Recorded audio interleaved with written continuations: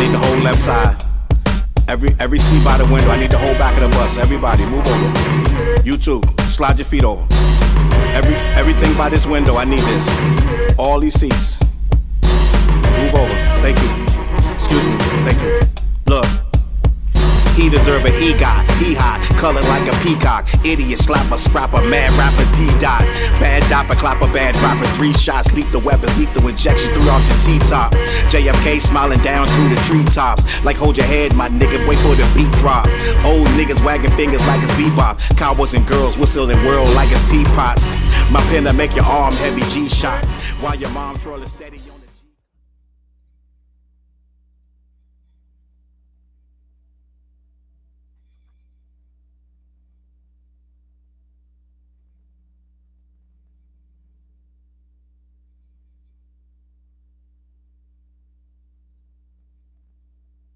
Good morning.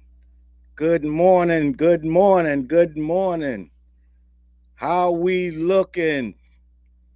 How are we looking? Are we cooking? Did you guys shower? Did you have your coffee? I did. We having a good morning today. Thursday morning, June 4th, if I am not mistaken. What's going on in the chat? What is going on in the chat? Listen, man, listen. Noah King, I see you. I don't even need this. I don't even need it. We're going to do this. Miss Dre, I see you. Tiff, what's good? What we doing? Dead shot, what's going on? How are we sounding? Let me know before we get started. How are we sounding? Gang, I don't know if y'all know. I was up last night. I was on the company, man, the Culture United last night, about 3.5 hours. And I'm still up doing this for you. This is what we here for. The muscles in the morning, gang. I don't know if y'all stayed up with me and watched that whole debate, but we had a good time. Salute to BK, L, Dewan, Chuck, was Chuck Fizzle?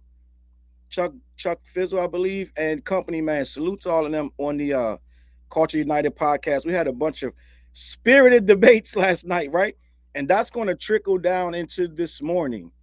What's going on there? And I hope you guys like the new setup, new computer, new camera, new everything, new intro. We doing this for real, gang. We on a real mission. As you can see in the comments, salute to my guy, Mike Lyons. Day 4 on the road to becoming #1, right? We just working, gang, all right? So listen, Miss Tiny, I see you. I think I see Hummingbird. I thought I saw Hummingbird. Elevated Gamer, The Journey, Homebody, what's good? Homebody, you caught it, huh? Homebody, Mary Brown in the building, Bethany, Grant, Flash Burnt, BHA, Milieu.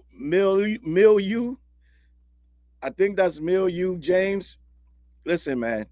We're going to get it cracking. A whole lot went down last night. It's spilling over into this morning. A lot of stuff was said on the show that I want to get to today. Plus, they're still talking about this freestyle, gang. I can't make this up. 50 Cent is chiming in. He just chimed in and said Jay wants to be the #1 rapper in the world. Bobby Shmurda chimed in. He's going off on Jay-Z and Rock Nation, their involvement in this case. And we got to talking last night on the podcast that Jay-Z now, according to Ray Daniels, has to beat Iceman numbers if he drops this new album. He has to beat Iceman or somehow he's lost and Drake has won. I want to talk about all of that, right? I want to talk about all of that. Let me get to this super chat. Yakovich, if I said that right, hopefully. Appreciate you on the super chat. This, that, and the third morning show. We all muscles, gang. All protein today. Listen, this is what we're going to do. I want to get to first things first, right? Last night, and I'm going to get to Lord Jamar. Lord Jamar was not impressed by the freestyle. It's a lot going on around this freestyle, gang, for a guy that they clowning his hair. He's supposed to be 60 years old, still rapping this, that, and the third. They are still talking about Jay-Z. They're still talking about this freestyle. And many of them are trying to downplay the freestyle, gang. I don't know why, but we're going to get into it. Salute the Young Money on the super chat as well. Direct deposit hit this morning. God bless you, gang. So that's what it is. I appreciate you. Young Money in the building, always bringing a counterpoint to my points. All right. Mike Lyons, I see you said big protein. So listen, Miss Tiny said Drake can't win at anything. But gang, this is what I was trying to talk. I was talking to Dewan last night. Salute to Dewan. And he was supporting me when my page got taken, right? He shouted me out on Twitter. He was one of the people that made YouTube recognize that my page was taken, right? But we got into a conversation. We started speaking about the Ray Daniels. Ray Daniels did it was a clip from Ray Daniels. And I did a whole video yesterday, gang. I did an emergency live. I don't know if you heard it. But Ray Daniels said a lot of stuff that I just didn't jive with, gang. I was very upset about it. And I did a whole hour live on it. But one of the things he said trickled down into the Culture United conversation. And he had said that Jay-Z now, it's pretty obvious that Jay-Z's bringing out an album, which I said last year. I did a video that Jay-Z was doing new music. And Ray Daniels said now Jay-Z has to surpass the Iceman numbers or he's going to look like a fool because he's no longer the top dog, right? And D1 went on to elaborate saying that Jay-Z made this bed and he got to lay in it because he's been talking about numbers his whole career, right? So we started to discuss that. And my question was, first of all, I got a lot of questions. First of all, Jay-Z ain't made an album in 8 years. Jay-Z obviously isn't competing with Drake for numbers. He's not trying to do numbers. This got to be a labor of love at this point because the man don't need to rap about anything. So this freestyle was bars, which Ray Daniels said Jay-Z's not concerned about bars anymore, right? I said the freestyle, the whole thing is about bars. But secondly, he's not competing with these guys. He's not trying to do numbers because he would have been dropping consistently. Now, this took a turn last night because D1, and let's say Company Man to a degree agreed with D1 that, oh yes, by all means, he has to beat these Iceman numbers. Iceman did 463. Hibbity Bibbity did around 120, something like that. And Maid of Honor did around 120. We're gonna round up. So 2 flops, 1 hit, right? I know they want to combine it and say it did 600 plus. No, it did not do 600K. They 3 different albums, 2 of them flop, gang. So let's keep it a buck. So they're trying to now say that since Jay-Z came on that stage, what it is they're trying to discredit Jay-Z's freestyle in every kind of way. They're talking about everything about this man. Dame Dash coming out talking about his breath. They're talking about his hair. They're talking about his clothes. They're trying to diminish his freestyle in the eyes of the culture because they already admit that he has too much cultural cachet. That is the problem. So they got to shoot him down and shoot down the freestyle. So now D1 and Ray Daniels and others are saying, if this so-called music that Jay is about to release does not surpass Iceman, then Jay-Z will have failed and he will have lost his crown to Drake. Now, first things first, numbers can be faked, okay? But we're not even going to take that angle. We're going to say this guy is doing this for the culture, first of all. They're acting like he already can't outsell the guy. They're acting like he already lost. They're throwing tags on him like 100K first week. 180 at best first week, right? They're saying nonsense. I'm like, first of all, in what world, even if the man throw out a surprise album, it's going to do more than 180. Okay? Let's stop the nonsense. Now, if it doesn't get under 463, did Jay fail? Right? What are we doing? So let's have this conversation. First of all, I keep telling y'all, Drake spent $16 million of promo. It's factual, it's documented. Go look it up. He spent $16 million of promo. He promoted that album for 2 years. Two of the songs that's on that album came out a year ago. Came out last June. Right? Which one and what did I miss? They both are on that album. Those numbers are counting. So all of that shit is a year of promo. And now Jay got to beat that year of promo in $16 million. 350 tons of ice, 45 projectors that cost $200,000 a piece, making the CN Tower blue. 4 episodes and 18 music videos. He did all of that to promote this album. And if Jay drops a regular album that's just a labor of love with just bars, he got to beat that. This is where we're at right now because of the freestyle, which he was defending himself. right? Ray Daniels went on to say that Jay-Z should be, he's too old to be stepping on that stage with the big boss talk. We're past that. Jay shouldn't be still talking big boss talk. This is out of Ray Daniels' mouth, who ain't that much younger than Jay. He claims to be an exec who's made millions of dollars in the business, but yet he's taking a stand that Jay is too old to be rapping and too old to be coming at Drake and Kanye, right? Not to mention that he forgot that Kanye came at him and called his kids the R word on Twitter. He said a whole lot of heinous things about Jay-Z. Jay-Z responded now, 2 years later, first of all. Second of all, I think it might be a year and a half, something like that. Second of all, Drake attacked him first on Iceman. I don't know if Ray Daniels knows that. But somehow Jay responding to Drake and Kanye's attacks and Nicki's and everybody else, he hit everybody else in 1 3-minute freestyle. Now he has to beat Iceman or he's a failure.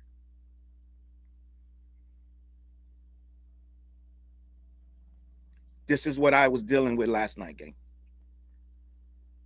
Since he laid his bed, he made his bed and he laid, now he got to lay in it. And now he got to beat Iceman, a record that was promoted for 2 years, $16 million in promo, and this, that, and the third. Not to mention, it was riding off the wave of the battle. Everybody wanted to hear what he had to say, and he dissed Kendrick on there and others. So now Hov has got to deal with all of this. He got to deal with all of that and beat that because he defended himself on a stage at the Roots Picnic. Okay, this is where we're at, and I'm here to tell you no. First of all, the culture, they keep trying to remind us that we don't care about numbers, and we don't. It's a very small part of the culture, but we do acknowledge numbers, and when a guy hits a plateau, we acknowledge it, but we don't say he's better because of it. So my question was, first of all, does that mean that Drake is better because Iceman did 463 and Jay does, let's say, 380? So did now the crown? The crown is now his, or even better, what Ray Daniels went on to say is Jay-Z's going to have to cheat. You're going to say, well, what does cheating look like? Well, Ray Daniels described cheating, right? And let's be honest, Dewan on the company man and the company man agreed with this as cheating, was that Jay-Z had that deal with Samsung back in the day for Magna Carta Holy Grail, which he ended up doing 575,000 units. We discussed that, and Ray Daniels said Jay's going to have a partner. He's going to have to cheat, do bundles or something to catch up with Drake. First of all, he's not competing with Drake. He's doing this for the culture. But let's just say this: when Jay-Z did that deal with Samsung, people don't remember, and we had a lot of help getting to our jogging our memory last night, because someone on Twitter, I can't remember. I'm a salute to the person on Twitter. I can't think of the name offhand, but we were talking about it, and I said when Jay-Z made that Samsung deal for Magna Carta Holy Grail, and you got the album came with the phone, people keep thinking that when you bought that phone, it counted as a sale for Jay-Z. That's why the numbers were so high. It wasn't that, gang. What had happened was you had to play the album. And how did you play the album? You had it didn't come with the phone you bought, and then somebody corrected us last night. I just looked in the comments. It came, you had to get an app. You had to download a specific app for the Samsung phone and download the album and play it. That means the people that did it wanted to hear it, right? People on, I think Company Man and Dewan were saying, I got a free album on my phone, I might as well play it. No, you had to physically go get a separate app on your Samsung phone, then download Jay-Z's app and didn't hear it. That's different. That's different. People wanted to hear it, they had to download an app. That's a completely different argument. So we're not talking about free album with a free phone. The phone you had to pay for, then you had to download his album. It did 570,000 units first week. It had never been done. But Ray Daniels went on to call that cheating.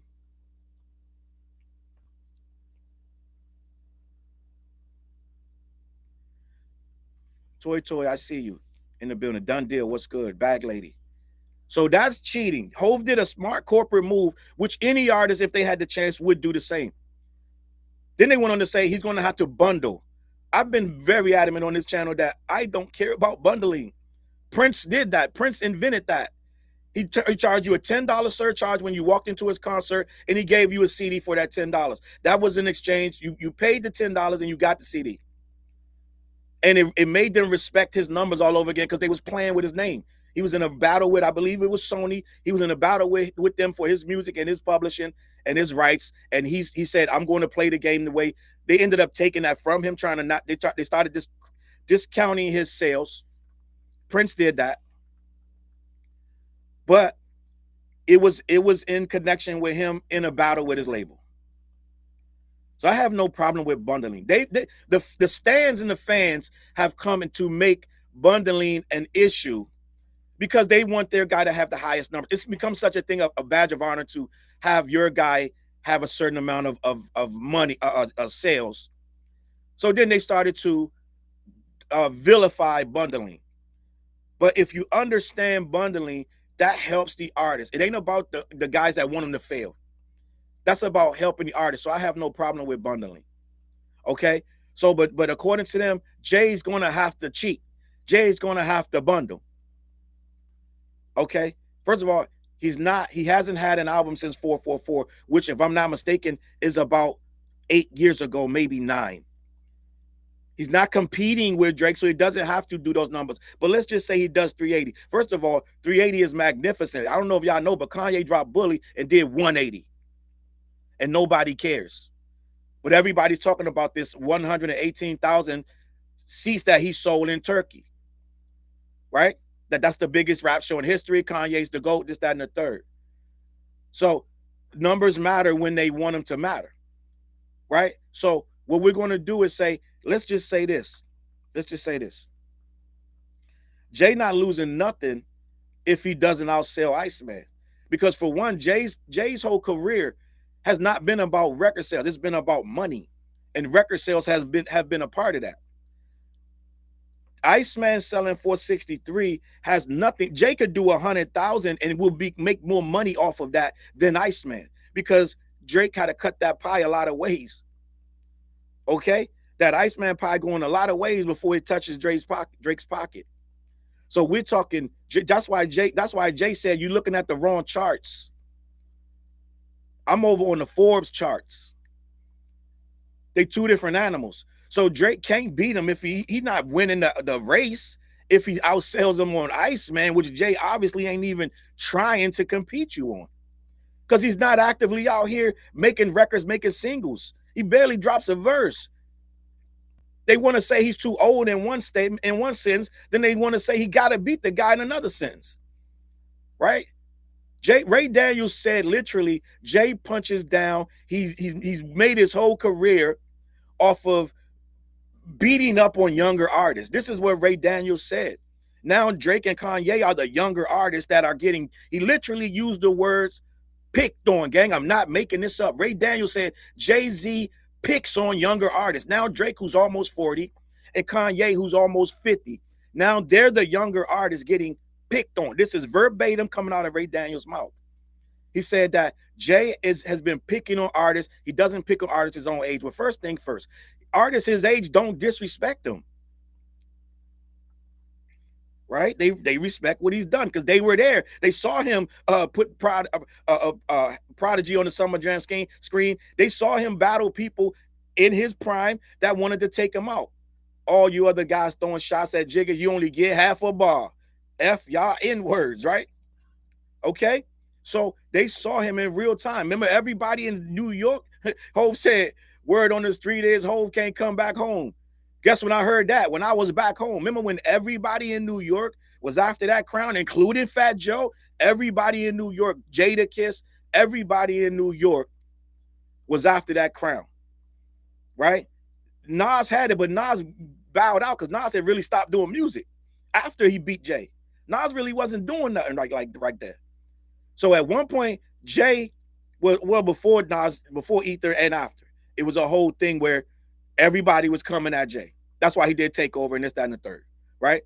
And Takeover was before the battle, before Ether. So this was before that. End of the day, everybody was coming after Jay. So all the old heads know, we saw Jay, he's battle tested. And Akademiks is coming with this narrative that Jay never won a battle. You got to understand that these guys don't know what they're talking about. And even if they know, they want to spin it like they don't. Okay? So most of the guys his age, and right, they helped DMX too. We're going to get to that, right? Most of the guys his age don't come after him. And then Ray Daniels in that same clip said that Jay-Z's like Trump. He don't care about nobody outside his team. He said he's selfish, narcissistic. He doesn't care about anybody. He didn't say narcissistic, but that's what he was leading to. He said he doesn't help nobody outside of his team. He's like Trump. To my answer was, how's he like Trump when he helped Lil Wayne, who ain't on his team? He paid Lil Wayne's taxes, millions of dollars quietly, never made a rap about it, nothing. Lil Wayne told us that Jay did that. He helped DMX. He helped Scarface. He signed. What people don't talk about is he signed the Roots and Ghostface back to Def Jam when he became president and made their contracts where they could never get dropped. People don't understand that, right? Salute to the super chat. Working from home today, about to play 007. Salute. Young Money again with the super chat. I got another super chat. Miss Hummus, Challz, where's your thoughts on why OGs are being so disrespected? Seems to be a trend. Yes, because let's just be honest. Gen Z, I'm not going to blame it on Gen Z because people like Lord Jamar are coming out of nowhere, coming at hosts. I'm not even going to say it's Gen Z, but we are in an era where the past isn't respected like it used to be. We used to respect the past. Now it's all about, listen, we all on this internet together. We all got the same ideas. They're trying to make it like old dogs can't learn new tricks, and they try to. The trend is now to tear people down no matter what their age. And if you're older, you're really getting more torn down. And they're trying to age shame and be like, "Yo, Lord Jamar just said." I just watched the interview. Lord Jamar just said he shouldn't have wore his hair like that. At a certain age, you need to have maturity. Lord Jamar is literally saying Jay-Z wearing his hair in the afro is immature. Gang, I can't even call it. So now they're trying to age shame and this, that, and the third, and the OGs are following suit. Right? It used to be that the afro was a look of power. You wore an afro, that was a statement of power. And now, since it's Jay standing up there 6 feet tall, looking powerful, and the whole culture saying, yeah, Jay, you cooked them. Now Dame Dash and everybody else got to talk about his hair and his clothes. Mind you, Dame Dash had on a Black Panther ensemble, which I'm not saying is good, bad, or nothing, but what I'm saying is you're wearing some old shit too, my G. He could put on the afro and you put on the Black Panther thing. You both are looking like the 70s and 80s, my guy. So I don't know what we're doing here. But all the OGs, some of the OGs are getting back on some get back too. Let's just be honest. Some of these guys still got that resentment. Like I told you, Jay won that spot back in 01. And some of them don't like it. And some of them don't like his position and what he's done financially, right? So you got to understand, a lot of people want to see people fall. So that's why I think, Miss Summers, these people are coming out against Jay. It is what it is. But let me continue with this album conversation. Now, what they're trying to say is somehow, some way, he won't be able to basically show his face if he doesn't beat Iceman. Like I just told you, Iceman was a long road. A lot of people listen to it for curiosity, and that thing dropped like a brick. I guarantee you, whatever Hov put out, going to have some cultural power, and that's the whole point. It's going to be quotables on there. I can't think of too many quotables on Iceman, gang. I'm just going to be honest. It ain't too many quotables on there unless they Kendrick disses or disses somebody. We was quoting Jay, the talk about buying buildings in Dumbo and this, that, and the third, buying artwork off of 444. There was a lot of quotables. Man up, boss man, business type stuff on 444. But Ray Daniels and others are now trying to equate Jay-Z's whole cultural cachet on if he can beat Iceman, which is, let's be honest, could be faked. It could be bots involved.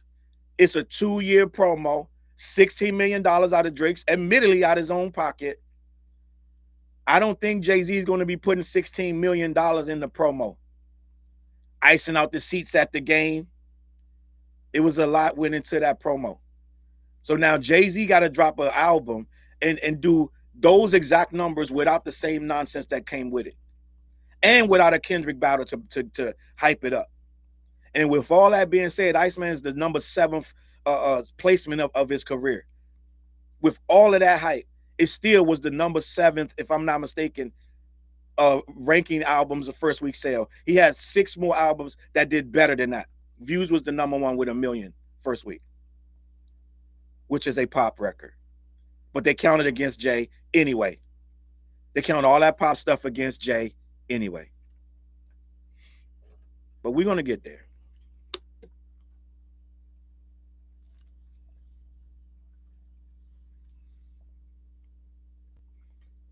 They're trying to make the afro bad. They're trying to make the outfit bad. They're trying to make what he said bad. So in short, I don't think there's anything riding on his first week sales versus Iceman first week sales. He hasn't even announced that he has an album, and they're already saying it has to outsell Drake. Mind you, Drake attacked him first. Let's just be honest. No one was talking Jay-Z. To my chagrin, I got on Jay's ass for this. He went and said, I don't like what you guys did to Drake. He just said that in that interview. I'm going to keep saying this. I want people to remember that he supported Drake right before this Iceman dropped. He said, I don't like what you guys did to Drake. Maybe we're done with battling. That was gang. I need you guys to understand. That was Rich Hove talking. He's been around his rich friends a little too long. Like I keep saying, they cloned Tyrone, and for a while, Jay was too out of the zone. He was disconnected. And that guy that you heard talking about, maybe we're done with battling. Yeah, he was looking at it from a standpoint, a fan point of view. We don't care about stands, Jay. Let them talk. They're going to squawk. If I cared about stands, I would just shut this channel down now. If I cared about people talking shit, I would just shut the channel down now. I don't care what these guys say. They're morons. So Jay, for a minute, he got caught up in the hype. He probably opened his Twitter one day and went down and saw all these people talking crazy about Drake and shut the shit off like, golly. Gee Willikers, when we get here? And then he went in that interview with Shrey. This is all a rollout, gang. It's all a rollout for the album. He's not saying it. He tried to trick us and say on that interview, he tried to say, I've been making music, but it's all trash. This is what he said. That's what Jay said. I watched it. So, end of the day, that's what he's trying to give us the sleight of hand. Like he's playing a shell game with us. He got a whole album somewhere, gang. I'm just going to be honest.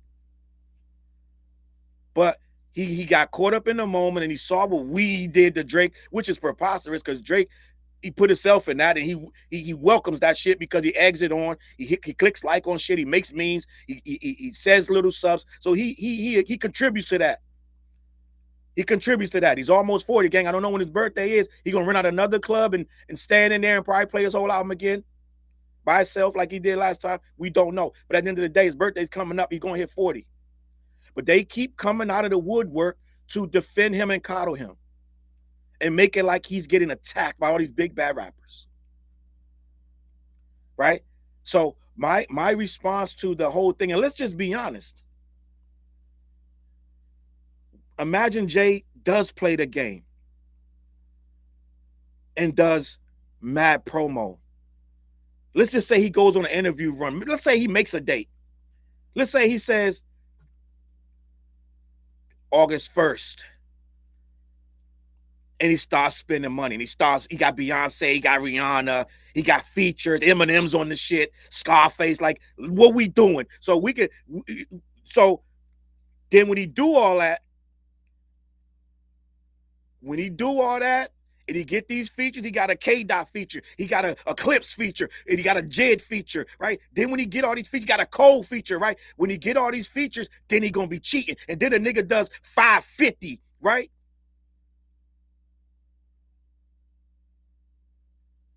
Then what? They can't see the initial consensus is he can't sell. This is why they saying this. They saying this because they thinking that he can't sell. Ray Daniels literally said out his mouth 100.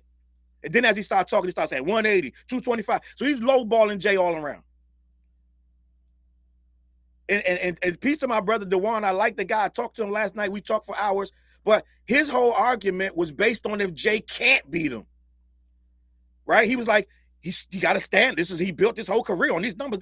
So let's just say for a second, gang, let's just ponder this. The nigga decides, okay, I'm going to beat this nigga. What happens then? He go get that feature from Future because apparently Future don't got no smoke with nobody. He go gets all these features. He might even get a Redman feature. Might get a Black Thought feature. That album going to go. Okay? Get Conway on there, Benny the Butcher, Freddie Gibbs. That thing going to go. So then what we talking when it does 575? What they going to say? All these features. Right? But you just said he better live up to the hype that he's created all these years. So now when he does 575, 6, because of himself, the hype, the distance he's surely going to throw, his wife on there and the features, then when he does 550, they're going to be like, he cheated.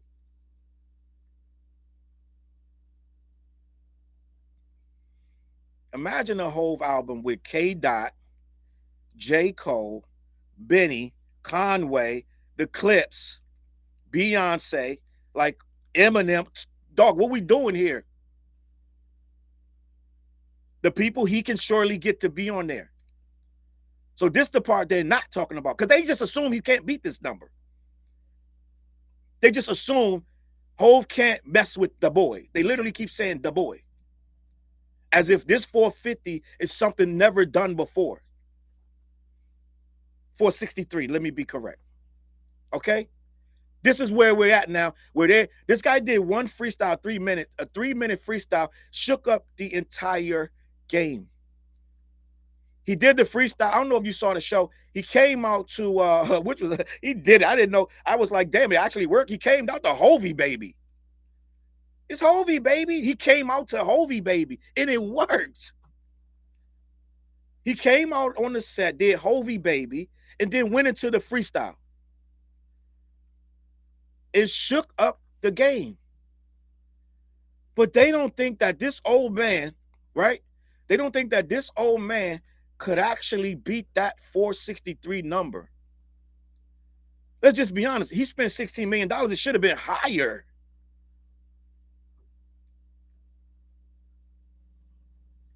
What we doing? That's the point that they keep missing. What if he beat it then?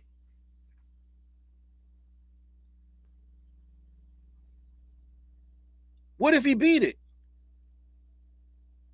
Does that somehow negate everything Drake's done?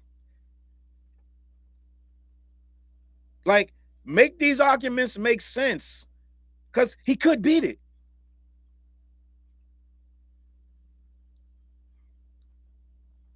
You got everybody crawling out the woodwork to talk about a freestyle. If he announces an album right now and gives it 2 months of promo, puts these features on it, right? What's homeboy that got them songs with Anderson .Paak is on the shit? Like, what we doing? He got a Dre beat, 2 Dre beats? How far you want to take this shit, my guy? Got Primo beats, Alchemist beats. What we talking about? And for what it's worth, Timbo and Pharrell, what we talk? Let's not get too crazy. Like, what we doing? Let's not make this Iceman shit hotter than it really is. Because if the nigga really want to play with this nigga, he'll smoke that 460. Smoke it. They're arguing. They're under the assumption that he can't beat it.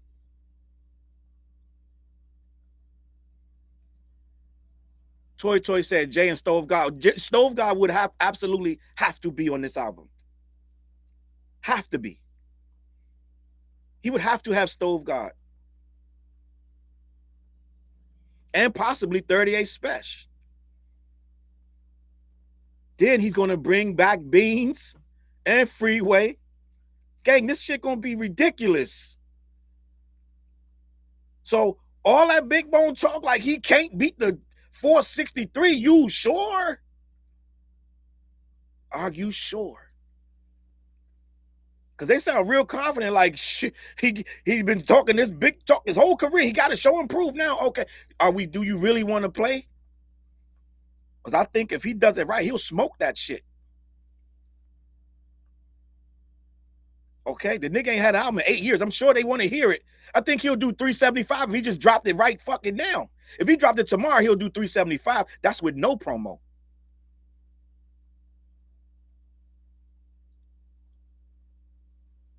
So I don't know if y'all really want to play this. That's the point I was trying to make last night. I'm like, why we keep acting like he can't beat it? Then put all that together in a nice little bow, and then a nice Drake diss on top. Oh yeah. Oh yeah, the villain does get, listen. No Vaseline, gang. Listen. I need you guys to understand, it ain't that simple that he's just going to lose.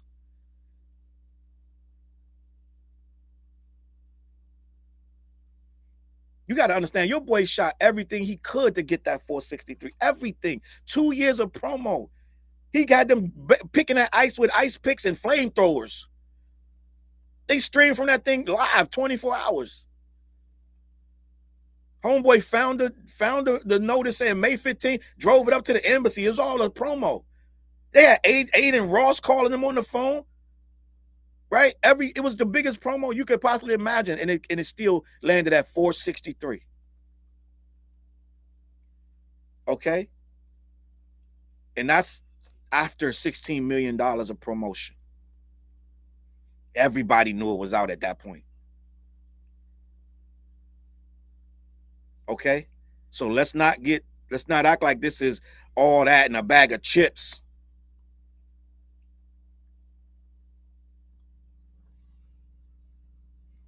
That's right, Millie. Licking ice.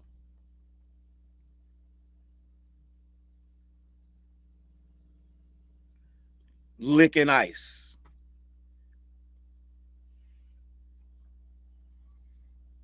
So we're giving this a lot more credit, and we're giving Drake more credit and giving Hove less credit.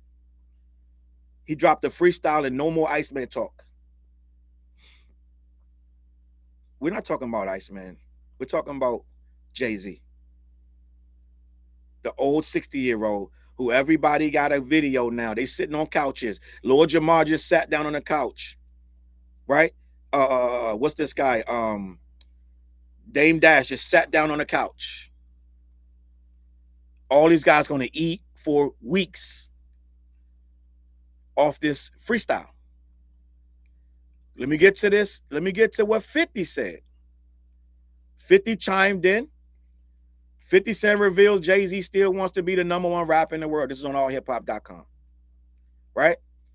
Uncle Murder and Tony Yayo recently spoke about a conversation they had with 50 Cent, which speaks to Jay-Z's current headspace.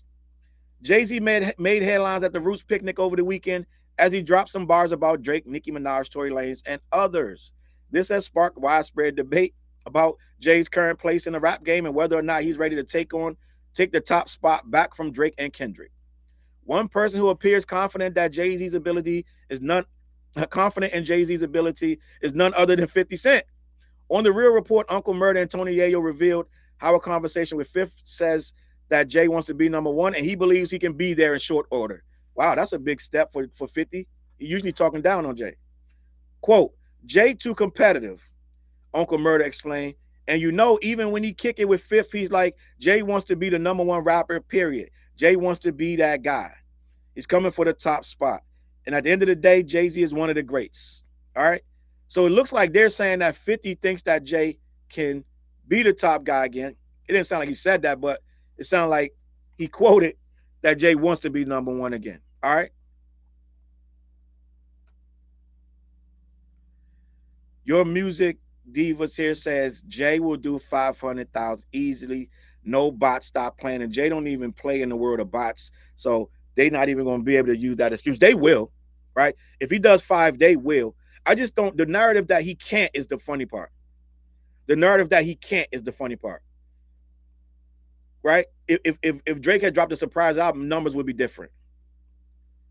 But he did a lot of work to get there, and they're not acknowledging that part. All right? Let me continue. So now Bobby Shmurda is talking about Jay after his freestyle, and he's going off, and he's young. Well, Bobby Shmurda's in his 30s, right? So let me continue. Bobby Shmurda goes off over Jay-Z and the Roc Nation's involvement in his case. He claims that Roc Nation's lawyers forced him to take a plea deal. This is by Aaron A on hotnewhiphop.com.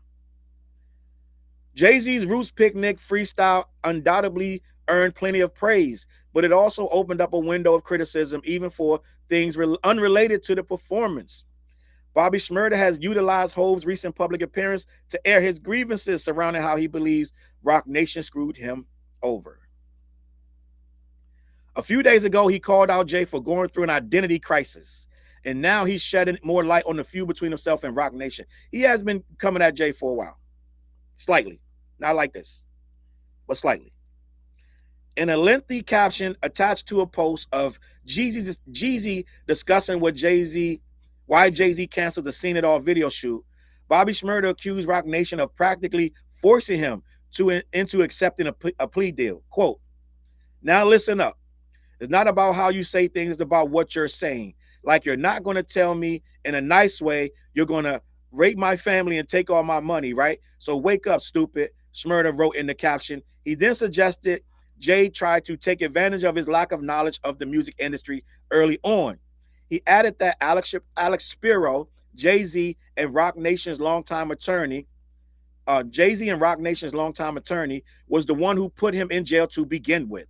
Quote, "Now that I'm out of jail, after his lawyer put me in there, Alex Spiro, which is public, you can look it up. I told him I was forced. The judge, he didn't care. He was sending me and all my friends upstate, and we can get it on appeal." He then added, "I knew they wanted to make up for it, so when I came home from prison, they knew they were the only one that can give me out of that epic deal. I was held on for 6 years in prison. I was the only artist that was held on a deal for 6 years, a major label, aka billion-dollar company," right? So he goes on to say, the rapper shared screenshots of an article in Vibe that noted how Bobby Shmurda refused to sign waivers or documents related to the plea deal that he retracted. Bobby explained how he was forced to accept the sentence while reportedly telling Spiro on the record that he wants to fire him and drop the plea. Quote, "Why are you telling me to waive my rights?" Shmurda said. "My fingerprints came back inconclusive. On my first gun charge that they sent me upstate 7 years for, then try to spin it about, oh, he took time for his friends so they don't look bad, LOL. To them, N-words is wicked, son. Narrative is illusions. Narratives is illusions. Does not change the truth." I'm just reading what he wrote, gang. Narrative is illusions. Does not change the truth, right?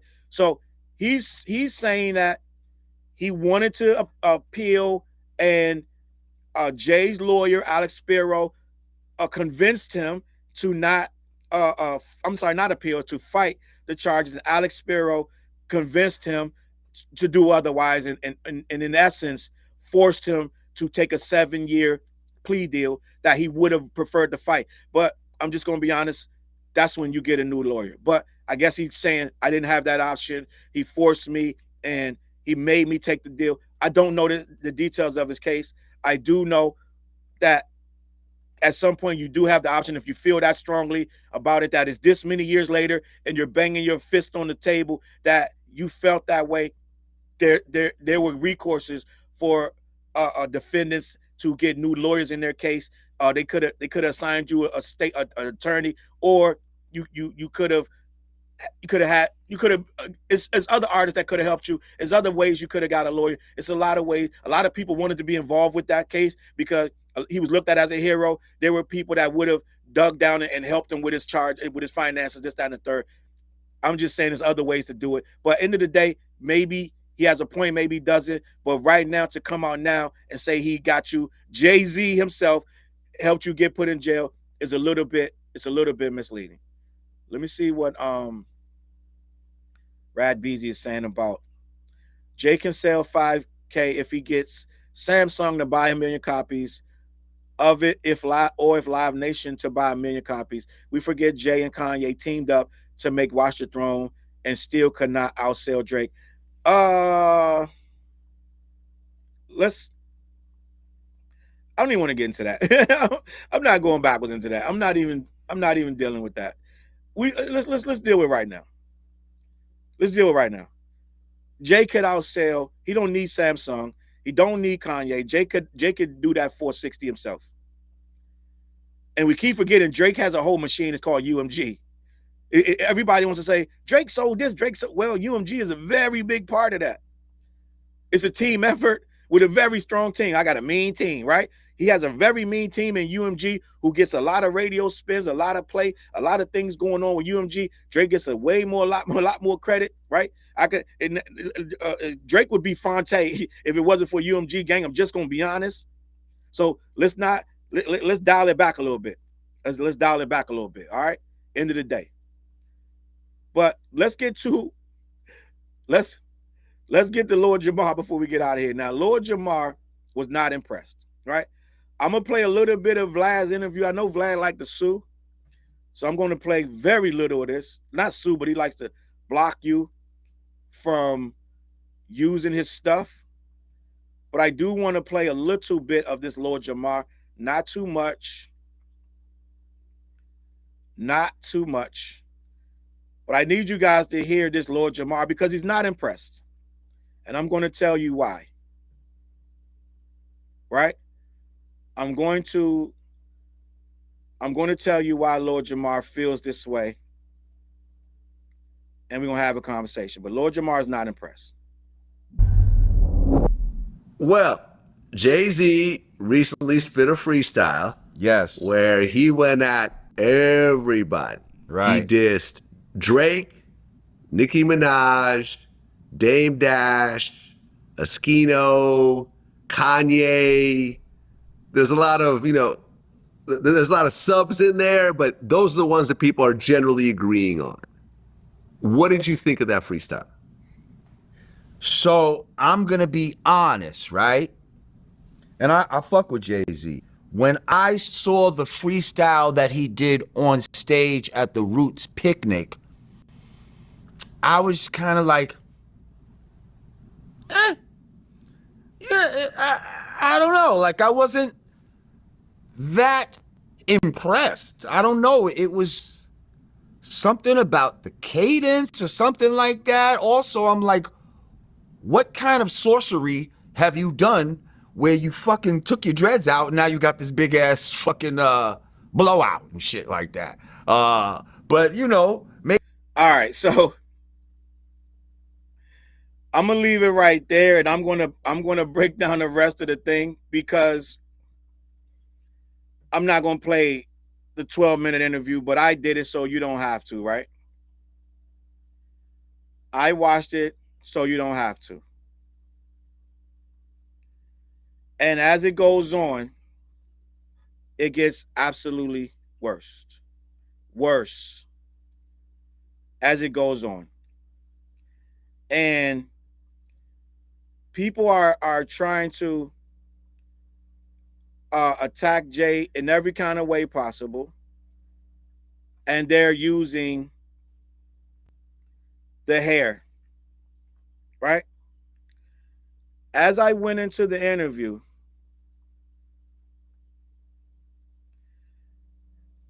Lord Jamar exposes himself because he goes on to say he didn't get much of the rhymes. Didn't catch the Nicki bars. Didn't catch the Kanye bars. But he wasn't impressed. The video goes on for 10 minutes with Vlad breaking down bars to Jamar, who is supposed to be an MC. DJ Vlad is breaking down the bars. And Lord Jamar's like, oh, wow, that's what that meant. He didn't catch most of the bars. But he's like, Then goes on to say, he kind of speculates that Jay was dissing Lauryn Hill. And Vlad had to say, no, it wasn't about Lauryn Hill. He's not dissing Lauryn Hill. Okay? Then he goes on to say he thought the Lauryn scheme was really super dope. So Lord Jamar was all over the place in this interview. But what he talked about the most was that Jay-Z must have billionaire kind of money for someone with tiny fingers to sit there and comb out his dreads. That it must have took 15 hours or more, because most people shave their dreads and they start from scratch. Lord Jamar was fascinated with Jay-Z's hair because he had dreads at one point. And he has no idea how a person with dreads could end up with a blowout unless it's a wig. This is Lord Jamar. Vlad was like, I got mixed kids. I don't know how that happens. I don't know. Vlad is telling him, I don't know Jamar. I don't know. I'm not black. He's telling Jamar, you know better than me, so I can't speak on it. But Lord Jamar came to the conclusion that it's rich inward money that allowed Jay-Z to blow his hair out. He was extremely confused about that. So him being an MC, right? Him being an MC, not knowing who Jay was dissing in there, but he knew that he didn't like Jay-Z's outfit. And he knew that Jay-Z looked a little Kanye-ish with the drab, kind of dark, bland outfit and the poofy hair. And he said that the poofy hair was a little immature because Jay-Z's too old. He said when you reach a certain age, you need to have your hair a certain way. He didn't describe what kind of way, but he's trying to figure out a way to say Jay-Z didn't need to have his hair like that. Okay? They're reaching, they're scrambling and spiraling. Lord Jamar heard it once, didn't get all the bars, and decided it was mid. I can't make this up, gang. I can't make it up. And a lot of these guys are from New York. Vlad and DJ and Jamar. Vlad wasn't this. Vlad actually was commending some of the bars, to be honest. Vlad seemed pleasantly pleased with the shit because the way he was describing all the bars to Jamar, he was pleasantly, he enjoyed it. But Jamar went out of his way to talk about how old Jay was, how his outfit was very blah and Kanye-ish, and his hair. So he couldn't tell you nothing about the actual bars. Everybody wants to protect these guys that he is dissing in one way or another. And a lot of these guys that are jumping out against Hov, let's just say it, they MAGA because Lord Jamar is MAGA. So some of this stuff is political too. Just gonna be honest. So you got to understand what these guys are up to and what their motives are. And I don't know Ray Daniels, but he could be MAGA too for all I know, the way they're acting. But a lot of these guys are coming in here, and Lord Jamar is 50, right? Miranda, you're right, he's as well. And this is my take on this thing. If you're in your 40s and 50s, and especially if you East Coast, but you West Coast too, if you're in your 40s and your 50s and you're coming out against a man in his mid-50s, coming on the stage, just straight bars on a freestyle, responding to all the people that said, everybody in that freestyle has said something about Jay. He didn't pick on anybody. Ray Daniels used that word, pick. He picked on Drake. Ray Daniels literally said he picked on Dre and picked on Kanye. Anybody's over 40 that's coming out against this man on that stage, you are the problem. Because if you liked it or you weren't impressed or this, that, and the third, he did it the hip-hop way. He didn't go get his lawyers. He didn't lawyer up and start talking to people. He didn't go get his lawyer on Oskino. He didn't get his lawyer on Dame Dash. He hit him with bars. Factual, funny bars. And if you're over 40 and you're coming out to disparage what that man did, you are the problem. You are not hip hop, and you're compromised. Whether you liked it or not, you got to understand that that's hip hop, for better or worse. You can't disparage it. And they're coming after his. The afro was a powerful hairstyle, gang. Easy E, before he passed, started rocking the afro. Bone Thugs and Harmony was rocking the afros. Everybody was rocking their hair out. Snoop Dogg, when he tried to come back and be back like us, he started wearing his afro. Okay, we could go on and on. So end of the day, I don't understand this. And apparently Maul said that Drake first thing when he called him, he said, "What's up with the hair?" This is what Maul said on his podcast that Drake said about Jay-Z's hair. What's up with his hair, though? Mind you, Drake had those. Ladies, you could tell me what those little clips, I don't know, at the hairdresser. When you go to the hairdresser and they kind of put your hair in the clip so they can blow dry or whatever. Drake came out in the actual picture. I don't think it was AI, where his hair is in clips. Was it AI? I don't know. But he has hair clips in his hair. I don't know what they called. But that was his thing, where he was looking, I guess he's trying to do Houston or whatever. But he's the first one going to Maul saying, "What's up with his hair, though?" This is according to Maul.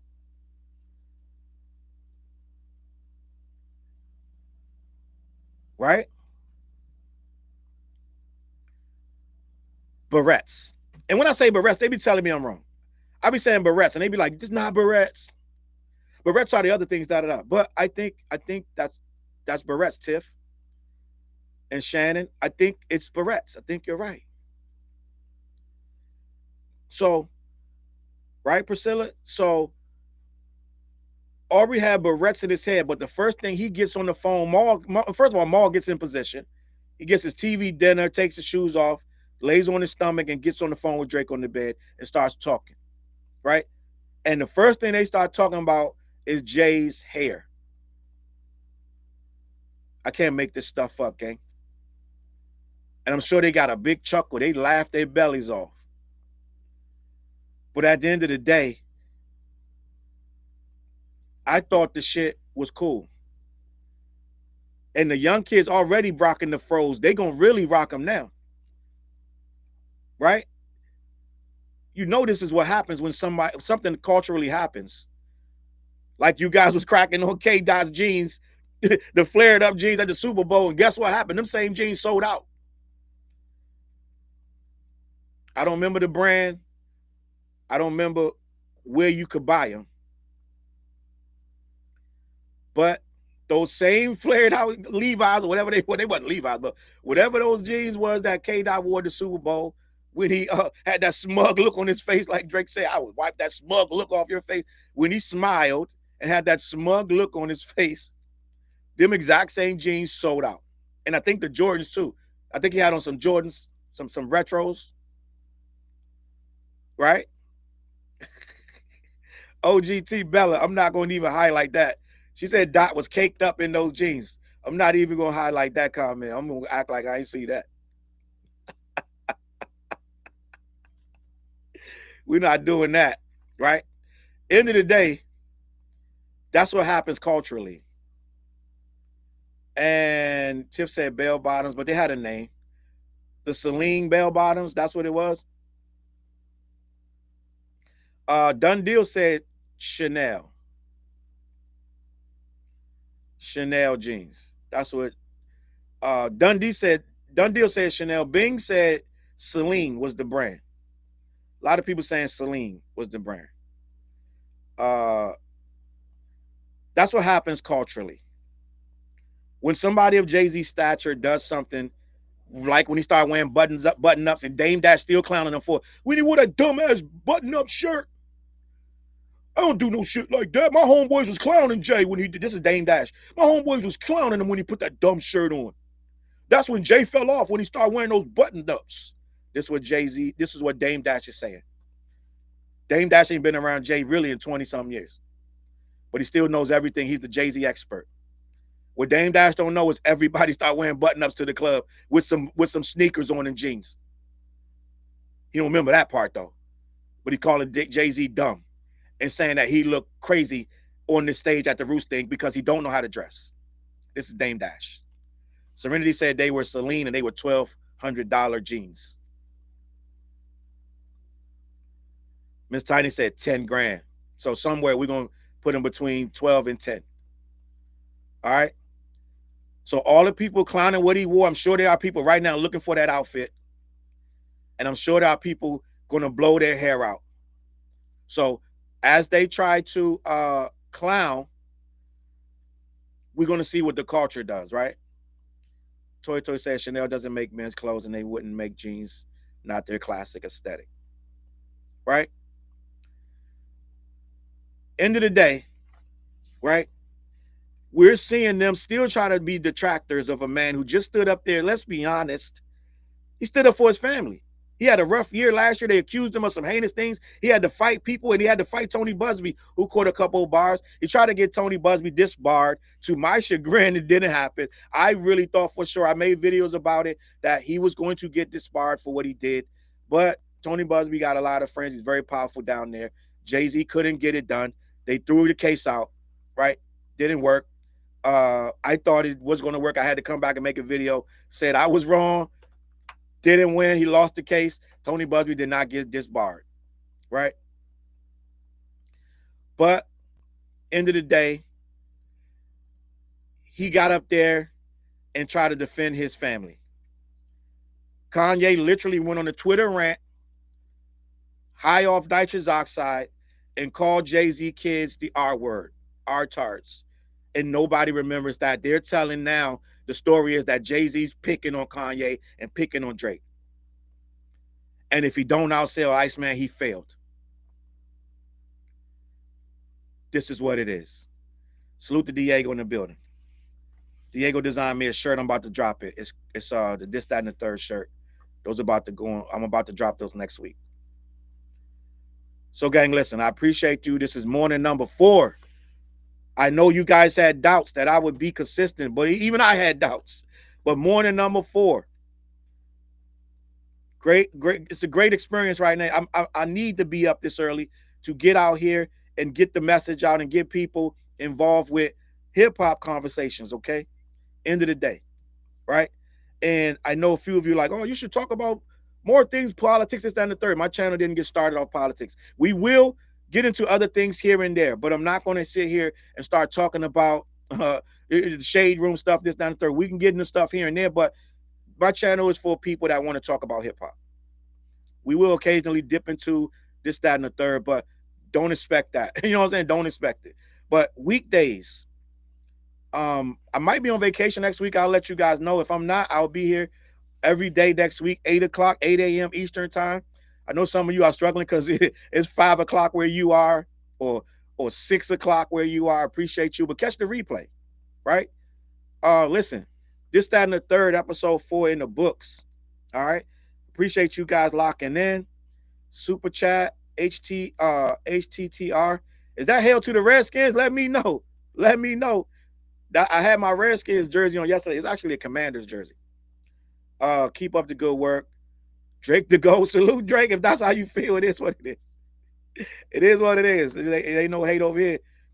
Somebody wrote in the comments last night, and I am about to use that quote, and I'm about to make some shirts.